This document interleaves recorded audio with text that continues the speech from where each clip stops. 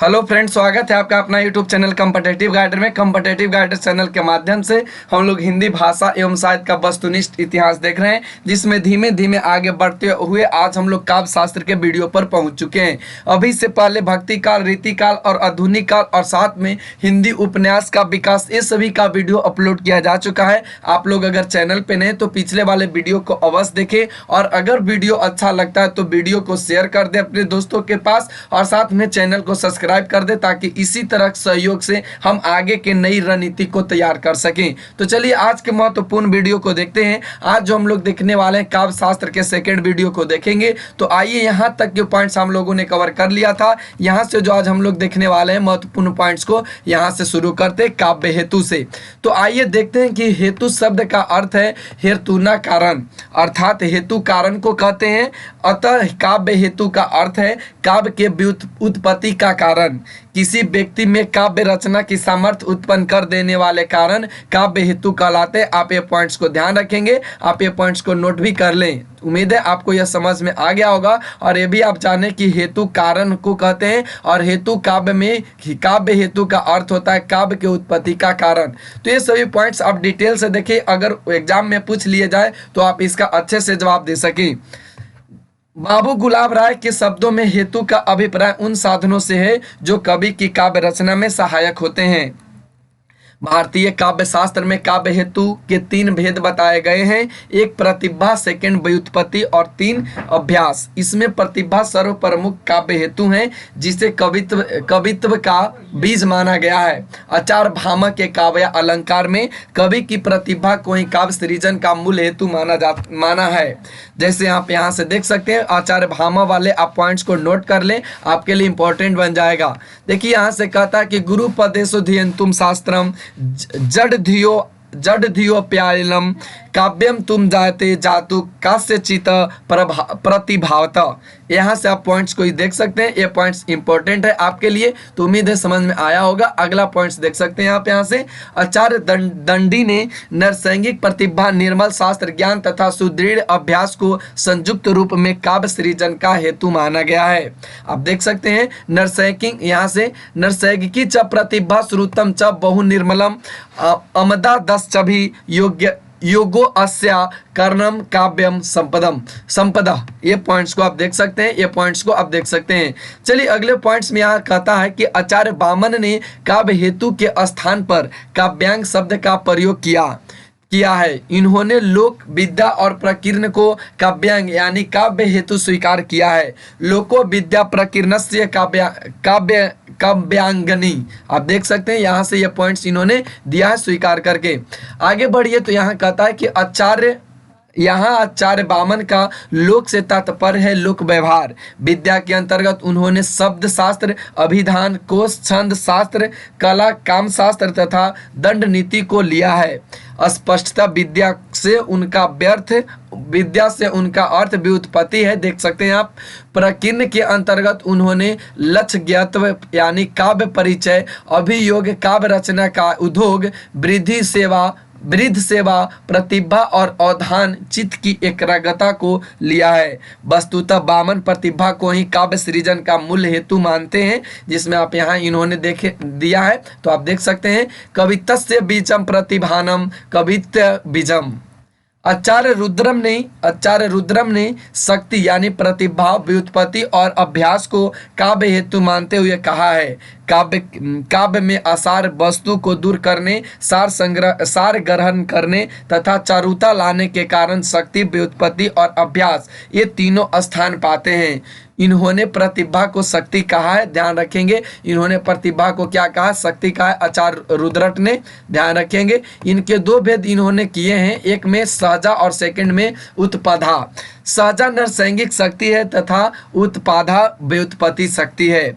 आचार्य मम्मट ने भक्त शक्ति, निपुणता तथा अभ्यास को संयुक्त रूप में हेतु स्वीकार किया है, जिसमें आप देख सकते हैं शक्ति, निपुणता, लोक शास्त्र, काव्याद, वेदनाथ, काव्यत, काव्यज्ञ शिक्षाभ्यास इति हेतु अस्तुत भवे।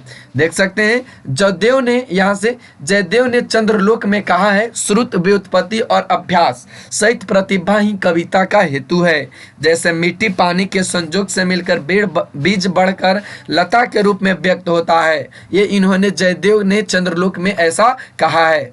आगे बढ़िए तो पंडित राज जगन्नाथ ने व्युत्पत्ति और अभ्यास को काव्य का हेतु न मानकर प्रतिभा को ही स्वीकार किया है। आप ध्यान रखेंगे ये पंडित राज जगन्नाथ जी ये ऐसा किए हैं कि वे व्युत्पत्ति को न मान करके अभ्यास काव्य को ही हेतु न मान करके वह प्रतिभा का हेतु स्वीकार किया है। उनका कहना है काव्य का कारण केवल कवि में रहने वाली प्रतिभा है। तस्य च कारणम कविगता केवला प्रतिभा, ये कहते हैं पंडित राज जगन्नाथ जी। आइए देख लेते हैं प्रतिभा के बारे में। तो प्रतिभा काव्य हेतुओं में प्रतिभा का स्थान सर्वोपरि है। प्रतिभा नित्य नवीन उद्भावना करने वाली मानसिक शक्ति है। भट्ट तौत ने नए नए भावों के उन्मेष से युक्त प्रज्ञा को प्रतिभा कहा है। ध्यान रखेंगे ये भट्ट तौत जी ने कहा कि नए नए जो भाव हैं उन भाव के उन्मेष से युक्त जो है वे प्रज्ञा को प्रतिभा कहे हैं। देखिए यहाँ से कहा है प्रज्ञा नवो अन्मेष सानलिनी प्रतिभा विदु, ये कहते हैं कौन, तो भट्ट तौत जी। आचार्य अभिनव गुप्त ने प्रतिभा को अपूर्व वस्तुओं के निर्माण में सक्षम कहा है। प्रतिभा देख सकते हैं आप यहाँ से, प्रतिभा अपूर्वस्य वस्तु निर्माण क्षमा प्रज्ञा, यानी आचार्य राजशेखर ने, देखिए यहाँ से आचार्य राजशेखर ने प्रतिभा के दो भेद किए हैं। एक इन्होंने बताया कार्य प्रतिभा, ध्यान रखेंगे, और सेकंड इन्होंने बताया देख सकते हैं भव प्रतिभा। कवि का उपकार करने वाली प्रतिभा को कार्य प्रतिभा कहते हैं तथा हृदय का उपकार करने वाले प्रतिभा को भवयात्री प्रतिभा कहते हैं। और ऐसा करने वाले व्यक्ति कौन है, ये आचार्य राजशेखर जी ने ऐसा किया है। अगला जो कहता है आचार्य वाग्भट ने लिखा है प्रसन्न पदावली नए नए अर्थों तथा उन उक्तियों का शोधन करने वाली कवि की स्फुरनशील सर्वतोन्मुखी बुद्धि को प्रतिभा कहते हैं। आचार्य रामचंद्र शुक्ल ने प्रतिभा को अंतःकरण की उद्भाविता क्रिया कहा है। आप इनके पॉइंट्स को नोट कर लेंगे, आचार्य रामचंद्र शुक्ल वाले पॉइंट्स को। चलिए आगे यहाँ से देख सकते हैं व्युत्पत्ति का अर्थ है बहुयज्ञता या प्रगाढ़ पांडित्य। राजशेखर ने लिखा है कि उचित अनुचित का विवेक व्युत्पत्ति है। ध्यान रखेंगे ये राजशेखर जी ने लिखा है कि उचित और अनुचित का जो विवेक है वही व्युत्पत्ति कहलाता है। उचिता अनुचित विवेको व्युत्पत्ति। अभ्यास, आइए देख लेते हैं काव्य रचना के लिए निष्ठापूर्वक बार बार किए जाने वाले प्रयत्नों की अखंड श्रृंखला ही अभ्यास है। राजशेखर के अनुसार निरंतर प्रयास करते रहने को अभ्यास कहते हैं, ये राजशेखर कहते हैं। तो ये कवि इनके बारे में आप जरूर याद रखें। चलिए अगला जो हम लोग देखेंगे वे काव्य प्रयोजन को देखेंगे। तो आइए देखते हैं काव्य प्रयोजन में। तो काव्य प्रयोजन का जो तात्पर्य होता है वह काव्य का रचना का उद्देश्य है। वस्तुतः काव्य प्रयोजन काव्य प्रेरणा से अलग है, क्योंकि काव्य प्रेरणा का अभिप्राय है काव्य की रचना के लिए प्रेरित करने वाले तत्व, जबकि काव्य प्रयोजन का अभिप्राय है काव्य रचना के अनंतर प्राप्त होने वाले लाभ। तो ये पूरे पॉइंट्स को आप देख सकते हैं, पूरे पॉइंट्स आपके लिए इंपॉर्टेंट है। ये पॉइंट्स को अवश्य देखिए 2-3 बार ताकि आपको क्लियर हो जाए। आइए बात कर लेते हैं आचार्यों ने निम्नलिखित काव्य प्रयोजन बताए हैं, एक तरफ आचार्य और एक तरफ काव्य प्रयोजन, जिनमें पहला व्यक्ति यहाँ से आपको देखने को मिल जाएंगे ये भरत मुनि जी। इन्होंने धर्म यश आयुष हित वृद्धि बुद्धि वृद्धि इन्होंने ऐसा काव्य प्रयोजन और साथ में लोक उपदेश इन्होंने दिया, दस्ता दिया चरम विश्रांति प्राप्ति के लिए। तो ये सभी इन्होंने प्रयोजन दिए भरत मुनि जी। भामा की बात करें तो इन्होंने चतुर्वर्ग फल प्राप्ति कृति दिए, उसके बाद इन्होंने सकल कला ज्ञान दिए, प्रीति दिए। दंडी इन्होंने लोक व्युत्पत्ति दिया, बामन कृति और प्रीति दिए। देख सकते हैं आप लोग। रुद्रट इन्होंने धर्म कृति अनार्थोपशम अर्थ और सुख प्राप्ति इन्होंने दिया। आनंद वर्धन की बात करें तो इन्होंने विनियम मुखीकरण प्रीति दिया। कुंतक की बात करें तो इन्होंने चतुर फल प्राप्ति व्यवहार ज्ञान इन्होंने ऐसा दिया पॉइंट्स को। चलिए आगे की ओर आप बढ़ सकते हैं। तो अगला जो यहाँ से आपको देखने को मिलेगा महिम भट्ट की बात करें तो महिम भट्ट इन्होंने दिया रसमय सदुपदेश, देख सकते हैं परमा हृदय। अभिनव गुप्त की बात करें तो इन्होंने चतुर्वर्ग फल प्राप्ति दिया, जया सम्मति उपदेश दिया, उसके बाद इन्होंने परमानंद और यश भी इन्होंने दिया। भोज की बात करें तो इन्होंने कृति और प्रीति। मम्मट की बात करें तो इन्होंने यश की प्राप्ति, वित्तीय लाभ, लोक व्यवहार, शिवेतर क्षते यानी अमंगल का नाश, उसके बाद सगा पर निवृत्ति यानी तत्काल परमानंद की प्राप्ति, कांता सम्मित उपदेश, ये सभी जो दिए काव्य प्रयोजन, ये सभी दिए महत्वपूर्ण आचार्यों ने। तो इनके बारे में से देखें। चलिए अगले पॉइंट्स की ओर देख सकते हैं। अगला पॉइंट्स आपको यहाँ से देखने को मिलेगा।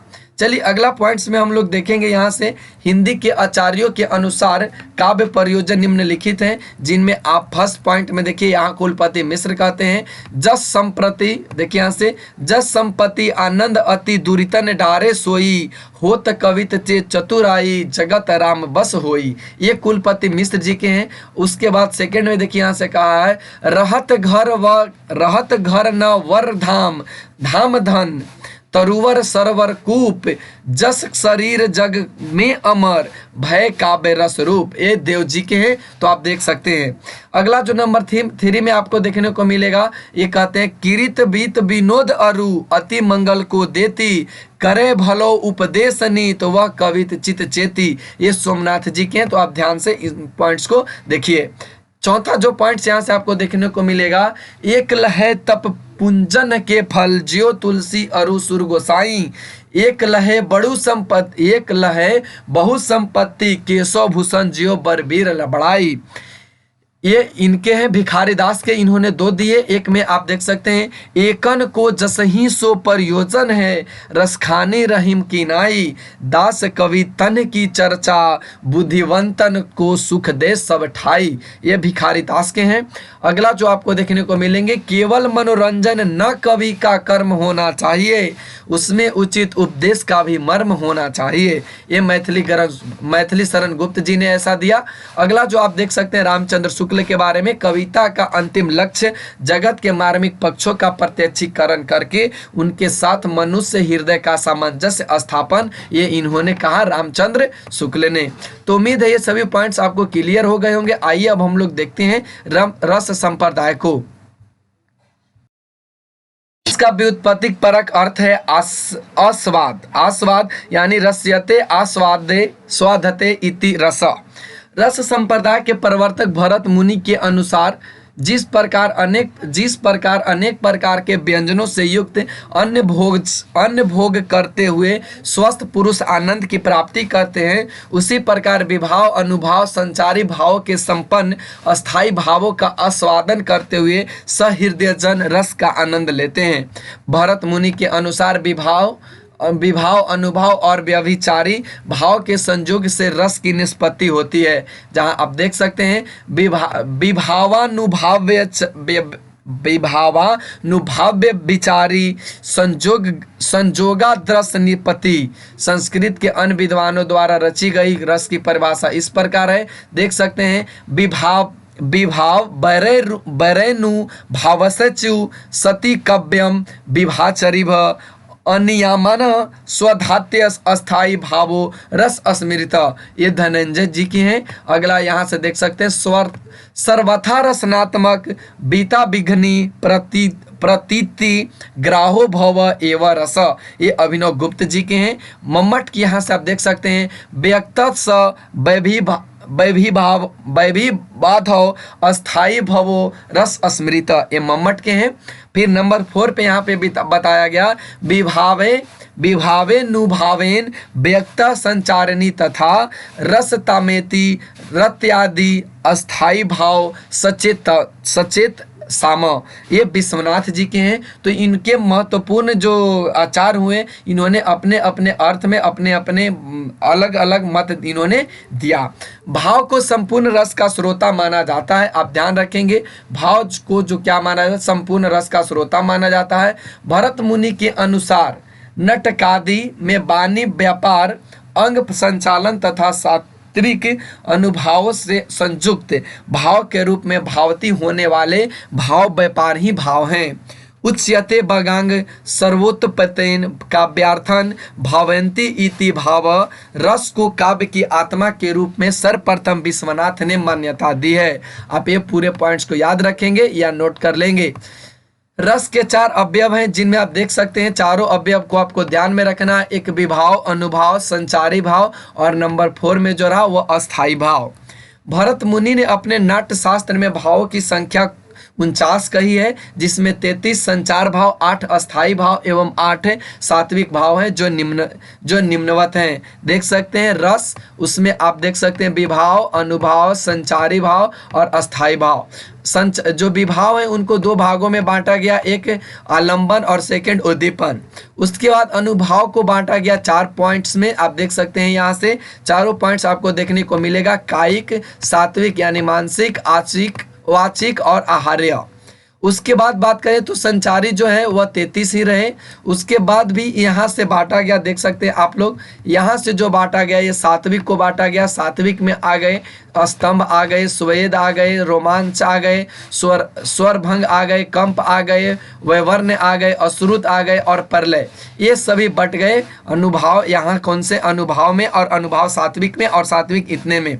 उसके बाद जो बात करें अस्थाई भाव की, ये भी बट गया। देखिए यहाँ से ये रति में बट गए, हास्य बट गए, शोक बट गए, क्रोध बट गए, उत्साह बट गए, भय बट गए, फिर जुगुप्सा बट गए और यहाँ से जो बट गया वह विस्मय बट गए। तो ये सभी पॉइंट्स आपको देखने। अगला जो हम लोग देखने वाले हैं वे रस अवयवों के में प्रयुक्त प्रमुख शब्दों को देखेंगे और उनके अर्थ को देखेंगे।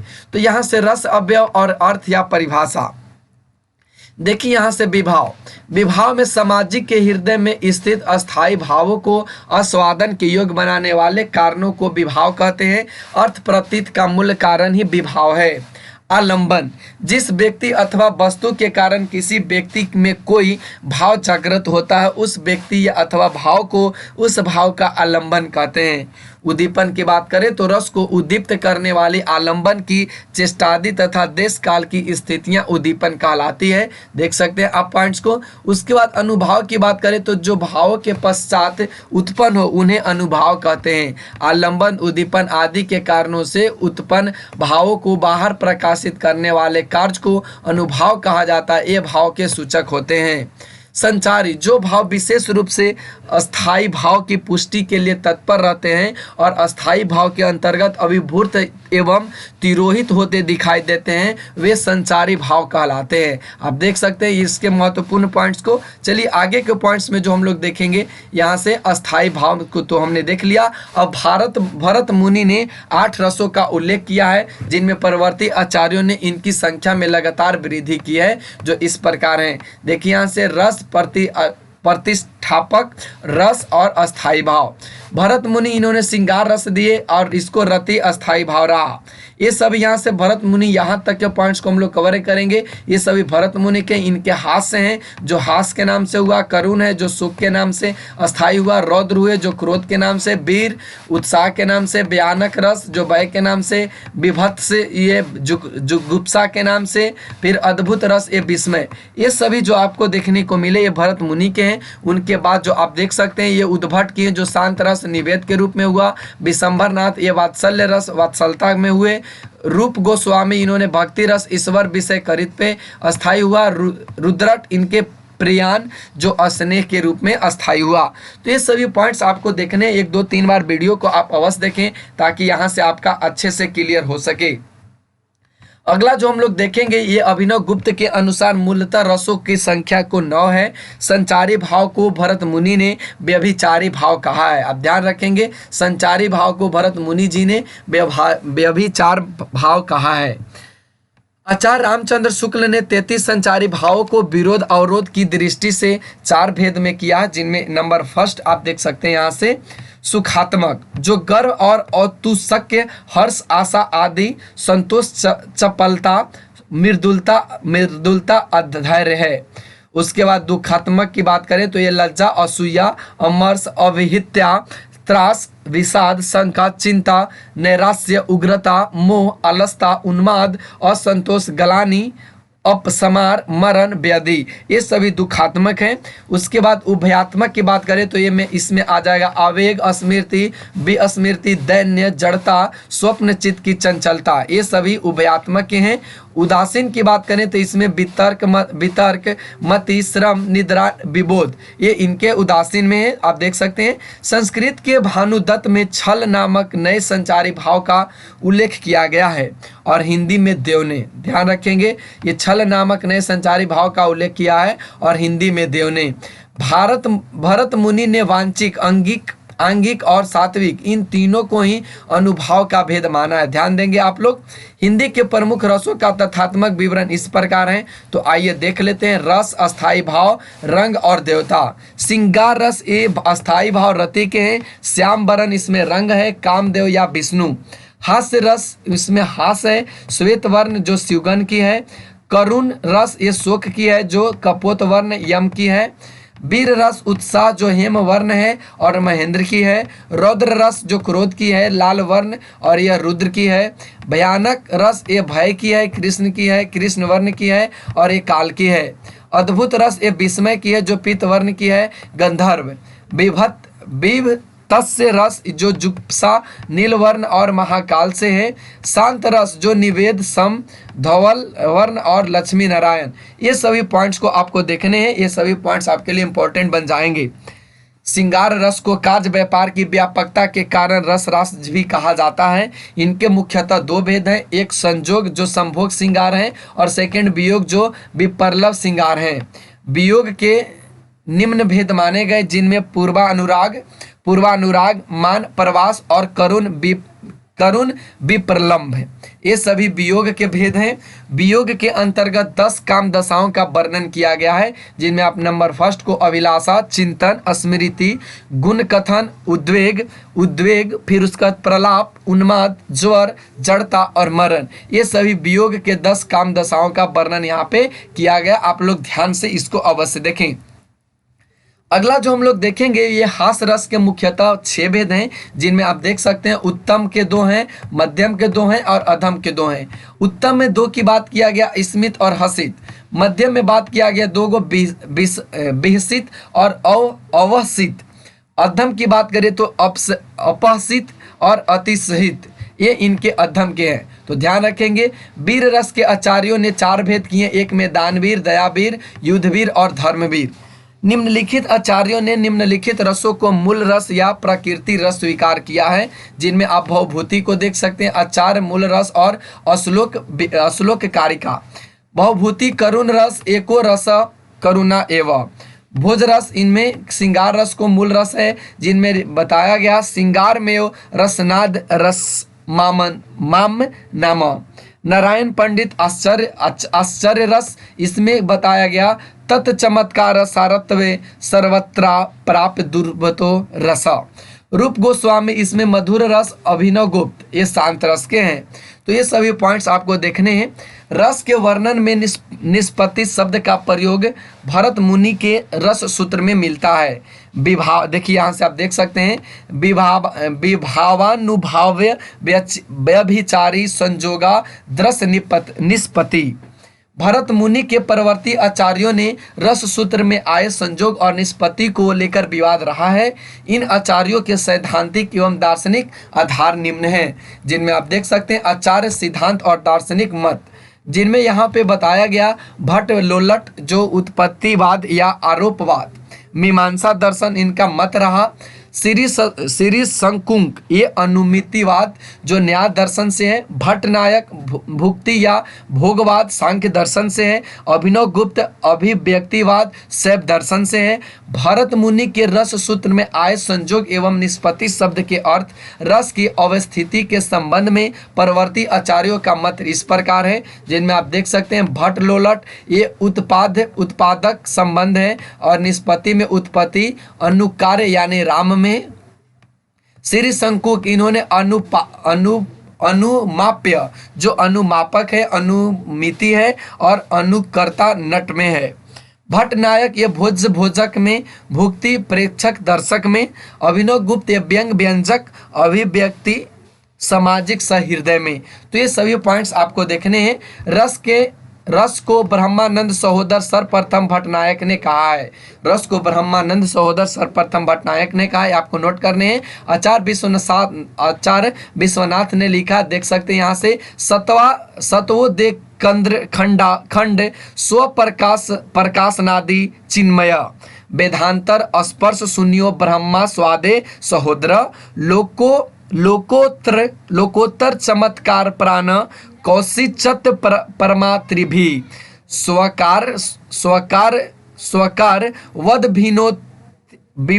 स्वकार वद भिनोद विभिन्नो तन्वे नाय सम्मधाते रस। ये इन्होंने लिखा आचार्य विश्वनाथ। आप इसको ध्यान रखेंगे, हालांकि ये पूछे नहीं जाएंगे, आप ध्यान रखेंगे ये सभी पॉइंट्स को। अगला जो पॉइंट्स हम लोग देखने वाले हैं, यहाँ से देख सकते हैं आप लोग, आचार्य भट्टलोलट को भारत के रस सूत्र का प्रथम व्याख्याता माना जाता है। ये आपके लिए इंपॉर्टेंट है, आप इसे नोट कर लेंगे। आचार्य संसुक के अनुसार सामाजिक चित्त तुरंग न्याय से नट में रस की अवस्थिति मान का रस का अनुमान करते हैं। साधारणीकरण की अवधारणा सर्वप्रथम भट्टनायक ने प्रस्तुत की। भट्टनायक ने काव्य की 3 क्रियाएं व्यापार मानते हैं, जिनमें आप नंबर फर्स्ट देख सकते हैं, अभिधा काव्यार्थ की प्रतीति, सेकंड में भावकत्व जो साधारणीकरण, और नंबर 3 में भोजकत्व जो रस का भोग। आचार्यों ने साधारणीकरण को निम्न ढंग से प्रस्तुत किया है, जिनमें प्रचार और साधारणीकरण को आप देख सकते हैं। इनमें भट्टनायक जो विभावादि का साधारणीकरण होता है, अभिनव गुप्त सहृदय का साधारणीकरण होता है, विश्वनाथ विभावादि का अपने पराये आश्रय और सहृदय की भावना से मुक्त होना साधारणीकरण है, रामचंद्र शुक्ल अवलंबनत्व धर्म का साधारीकरण होता है, श्याम सुंदर दास सहृदय के चित्त का साधारीकरण होता है, डॉक्टर नागेंद्र कवि की अनुभूति का साधारणीकरण होता है। तो ये सभी यहाँ से इन्होंने अपने ढेर सारे प्रस्तुत ढंग से निम्न तरीके से यहाँ पे प्रस्तुत किए। आचार्य श्याम सुंदर दास को साधारणीकरण की व्याख्या करने में मधुमती की भूमिका की परिकल्पना प्रस्तुत है। आप देख सकते हैं ये पॉइंट्स में, आप इसको नोट कर लेंगे। तो निम्नलिखित रसों के विरोधी रस इस प्रकार हैं। श्रृंगार रस के जो विरोधी रस हैं वे करुणा, देख सकते हैं, करुणा, विभत्स, रौद्र, वीर और भयानक। हास्य रस के भयानक और करुण रस के हास्य और श्रृंगार, रौद्र रस के हास्य श्रृंगार और भयानक, वीर रस के भयानक और शांत, भयानक रस के श्रृंगार वीर रौद्र हास्य और शांत, शांत रस के वीर श्रृंगार रौद्र हास्य और भयानक, विभत्स रस के श्रृंगार। तो ये सभी यहाँ से आपने देखा विरोधी रस। तो आज हम लोग यहीं रखते हैं, कल के वीडियो में हम लोग देखेंगे, अगले वीडियो में आपसे मिलेंगे अलंकार परिचय के साथ। तो आज के लिए बस इतना ही, फिर अगले वीडियो में आपसे मुलाकात होगी। तब तक के लिए take care, bye bye, thanks for watching. अगर चैनल पे नए हैं तो चैनल को सब्सक्राइब अवश्य कर लें, इसी तरह के वीडियो का नोटिफिकेशन पाने के लिए।